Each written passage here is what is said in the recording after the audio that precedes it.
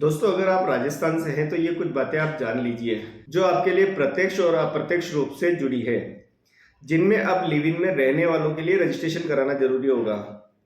आप अब एक से ज्यादा शादी भी नहीं कर सकेंगे, यानी यूसीसी लाने की पूरी तैयारी हो चुकी है। नमस्कार, आप देख रहे हैं आदिनाथ मीडिया और मैं हूं मनोज जैन, आपका मित्र। राजस्थान सरकार ने प्रदेश में यूनिफॉर्म सिविल कोड यानी समान नागरिक संहिता लागू करने की तैयारी शुरू कर दी है।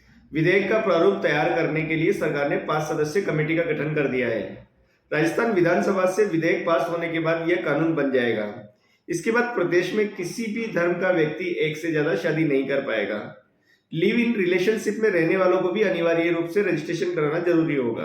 पैतृक संपत्ति में बेटा और बेटी को समान अधिकार मिलेंगे। शादी और तलाक का रजिस्ट्रेशन कराना भी अनिवार्य होगा। कानून मंत्री जोगाराम पटेल ने कहा कि कैबिनेट ने अप्रैल 2026 में फैसला लिया था कि राजस्थान में समान नागरिक संहिता 2026 के लिए विशेषज्ञों की कमेटी का गठन किया जाएगा। सरकार का मानना है कि यह केवल कानूनी सुधार नहीं बल्कि सामाजिक समरसता, समान अधिकार और न्याय व्यवस्था को मजबूत करने की दिशा में महत्वपूर्ण कदम है। भारत में अलग अलग राज्यों ने इसे लागू किया है।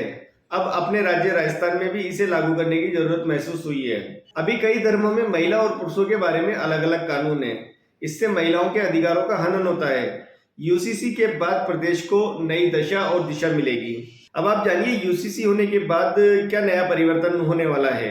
यूसीसी लागू होने के बाद प्रदेश में रहने वाले सभी नागरिकों के लिए एक समान कानून होगा, चाहे वे किसी भी धर्म, जाति और समुदाय से संबंध रखते हों। सभी धर्मों के पर्सनल लॉ बोर्ड समाप्त हो जाएंगे।